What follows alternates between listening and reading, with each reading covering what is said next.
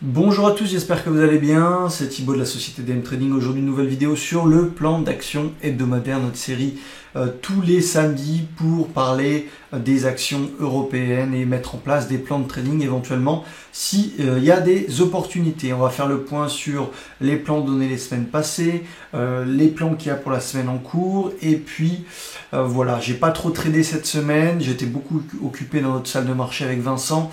Et il a formé 3 personnes en scalping et intraday. C'était vraiment une semaine intéressante. Donc voilà, j'étais occupé, mais voilà, j'ai surtout pris des profits sur mes positions européennes, pris quelques nouvelles positions qu'on avait vues ensemble, dont par exemple CGG qui n'a pas fonctionné à nouveau. Pourtant c'était un très joli plan, du momentum, on contracte en termes de volatilité, ça monte et puis ça avorte. Donc on va voir un petit peu cette semaine ce qui va être possible de faire. Je suis pas mal aussi sur le marché américain, j'ai pris un trade sur MUSA, j'ai encaissé un risque reward de 8. J'aurais pu le tenir d'ailleurs, voilà, c'est un marché qui tient. Sur le marché européen, on perd une fois, deux fois, trois fois, quatre fois, cinq fois, et puis on gagne un risque reward de 3, puis un autre risque reward de 3, et puis on repère 1. Donc en ce moment, c'est pas une période facile, on est sur une stagnation au niveau de la performance, mais un coup on monte de plus 3-5% sur la performance de l'année et puis on revient à l'équilibre. C'est pas une période excellente et vraiment là où on peut faire de la performance, mais bon, on essaye quand même de trader et de voir s'il y a des choses à faire. Avant de commencer, laissez un gros pouce bleu, ça me fait toujours plaisir.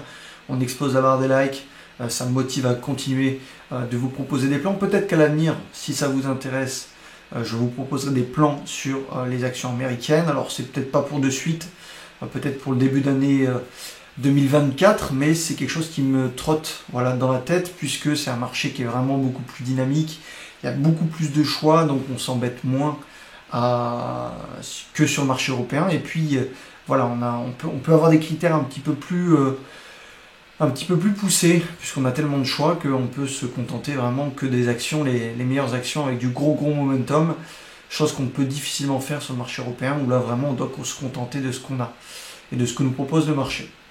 Donc ça c'est une éventualité que j'envisage pour le début d'année 2024. Également j'en ai profité pour mettre à jour les nouveaux screeners des étudiants, donc j'ai rajouté quelques éléments, je les peaufine au fur et à mesure, donc voilà, ils sont disponibles sur les formations pour les clients, c'est ce que j'ai fait cette semaine, et puis voilà, donc on est parti pour le plan d'action hebdomadaire. Allez, c'est parti. Alors, si on regarde notre Excel sur le plan d'action hebdomadaire, pour suivre un petit peu toutes les positions qu'on a prises depuis le début, on a fait des grosses suites de trades positifs. Et vraiment on sent que parfois, il y a des moments dans l'année où le marché propose de la performance et c'est à ce moment-là qu'il faut saisir l'opportunité d'engranger des gains, puisqu'à chaque fois, on va chercher des risk rewards minimum 2, voire 3 minimum. Parfois ça peut monter jusqu'à 5, 6, 7, pourquoi pas 10. Donc on voit qu'on a eu des périodes extrêmement positives, des périodes mitigées, mais périodes mitigées pour moi j'ai tendance à dire que c'est la norme pour un swing trader. On est revenu avec du gain massif et puis là, depuis une semaine, 2 semaines, on a vraiment un marché qui est compliqué, qui est difficile à trader, peu de relais acheteurs, peu de mouvements, donc ça avorte régulièrement. Heureusement qu'on a eu du Orange, du Bouygues, du AXA, ce genre de trades là qui nous ont vraiment remis d'aplomb, parce que ça aurait été sinon compliqué de vraiment revenir sur ces pertes là. Donc on voit clairement qu'on est dans un marché qui est difficile et il ne faut pas être agressif puisqu'on voit que ça ne fonctionne pas beaucoup.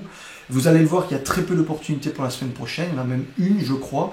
Donc c'est un marché qui est vraiment dans l'attente de quelque chose, d'un éventuel catalyseur. On a vu cette semaine un marché qui a glissé, même chez les Américains, donc c'est pas un marché facile. Moi je vais peaufiner et continuer de porter quelques reliquats de position, notamment sur Bouygues, notamment sur Orange, notamment sur 2-3 actifs comme ça, mais c'est vrai qu'il n'y a pas beaucoup de nouvelles opportunités en portefeuille. Il y aura quelques actifs avec du momentum, il n'y a pas forcément de faible volatilité, mais je vais vous en parler parce que si vous avez l'opportunité de rentrer avec des setups différents que le setup de faible volatilité, ça peut être une opportunité de faire un petit peu de performance. Donc voilà pour le bilan. C'est vrai qu'on est sur 2 semaines assez rouges. Maintenant, moi, ça ne m'inquiète pas plus que ça, puisque vous savez qu'un trade compense à minima 3 pertes. Donc c'est toujours facilement rattrapable. Et puis on a quand même des trades comme Orange, Bouygues, qui ont fait des jolies performances ces dernières semaines, donc qui compensent un certain nombre de pertes. Voilà, transparence oblige, je vous montre l'Excel. On est dans une période qui est compliquée, je pense que je ne serai pas le seul à vous le dire. C'est vrai que sur le marché américain, il y a peut-être un peu plus d'opportunités qui rémunèrent un petit peu plus. Sur le marché européen, c'est vraiment très pauvre. J'ai lancé mes screeners pour la semaine prochaine. Il n'y a pas grand-chose qui sort. Donc ça montre qu'on est vraiment sur un marché qui est en difficulté. Alors on va aller voir ce qu'il y a à faire pour la semaine prochaine. Allez. Concernant une opportunité pour la semaine prochaine, je vais vous en proposer qu'une seule avec un point d'entrée et un stop loss, simplement parce que le marché n'a rien donné sur mes screeners. Je crois que la seule action qui est sortie sur mes screeners, c'est NVG, avec une belle dynamique haussière, une figure de compression. On a un niveau pivot à 3,40 avec un stop loss à 3,34. Donc si on venait à casser ce niveau-là, on pourrait éventuellement aller chercher les 3,50 ou les 3,60. C'est le seul actif qui a pop sur mes screeners, donc c'est le seul actif que je vais trader de cette façon-là. Maintenant, il y a d'autres actifs qu'on peut travailler dans du momentum avec des setups différents. Donc c'est ce que je vais vous parler de suite de ces actifs-là. C'est peut-être une autre façon de rentrer sur ces actifs-là. Donc on peut s'intéresser à Inventiva qui vient de gaper à la hausse avec des gros volumes, avec une vitesse qui commence à s'accélérer sur cet actif-là. Donc si ça latéralise quelques jours, ça pourrait être intéressant. Maintenant, c'est vrai que si en une heure, on casse directement les 4,26, 4,28, eh ben, on pourrait éventuellement s'y intéresser. Évidemment, c'est du court terme, c'est des scénarios un petit peu plus courts que les scénarios que je vous donne habituellement, mais c'est les seuls actifs où il y a du momentum, donc pourquoi pas s'y intéresser, essayer de dégager de la perf là-dessus. Donc Inventiva, ça pouvait latéraliser quelques jours de plus, ou alors casser les 4,28, ça pourrait être intéressant. Valbiotis, pareil, forte accélération avec des gros volumes, on a une volatilité qui s'accroît, une dynamique haussière assez importante, donc moi j'ai tracé par exemple cette oblique en une heure qui pourrait être intéressante à travailler si on cassait, admettons, les 5,46. Ok, ça pourrait être une zone d'achat éventuelle. Alors là, je ne vous mets pas de stop loss, c'est propre à chacun. C'est vraiment des idées d'actifs qui sont dans un momentum assez fort. Donc si ça vous intéresse, vous pouvez commencer à les surveiller, à les travailler éventuellement. On est potentiellement sur une première latéralisation. Moréane Prom, souvenez-vous, on avait proposé un plan ici, juste avant l'événement politique au Gabon, donc le coup d'État au Gabon, c'était monté, puis on avait subi une perte. Finalement, c'est comme si de rien n'était, puisque le prix est revenu sur notre niveau d'entrée, donc on pourrait éventuellement s'y intéresser. On voit qu'on a une figure éventuellement en triangle qui est en train de se produire, se construire en une heure, donc pourquoi pas s'y intéresser en cassure, je sais pas moi, des 5,85, 5,84. Pour le moment, c'est vraiment un actif qui a du momentum, mais qui ne propose pas un point d'entrée assez intéressant. Voilà, c'est parmi les 3 actifs que je vais surveiller, qui ont du momentum. Il n'y a pas de faible volatilité. Il y a une construction qui est légère, mais c'est des actifs que je vais surveiller et que je vais prendre en compte dans mon trading pour la semaine prochaine. On a toujours Mota qui cartonne. Alors, on avait proposé des plans de trading ici. Vous voyez que pour le coup, si on avait tenu et qu'on ne serait pas arrêté un risk reward de 3, 3,5, eh ben, on aurait eu des gros risk reward. C'est le problème quand on ne tient pas nos positions. C'est vrai que le marché européen donne très rarement des risk rewards supérieurs à 3, 4, peut-être 5. Mais des fois, comme Adosia, comme Mota, on peut aller chercher des gros risk rewards. Donc éventuellement, vous tenez vos positions tant qu'on n'a pas clôturé en dessous de la moyenne mobile 10 ou en dessous de la moyenne mobile 20 journalière.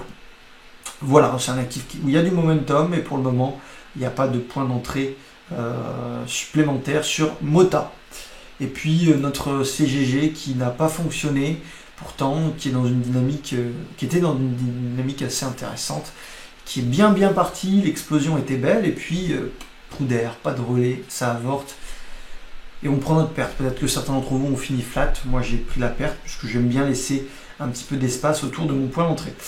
Voilà pour le marché européen et les opportunités qu'il y a pour la semaine prochaine. On peut faire rapidement un tour des positions. Donc NOS, on est toujours en position, ça monte tranquillement, on va le tenir.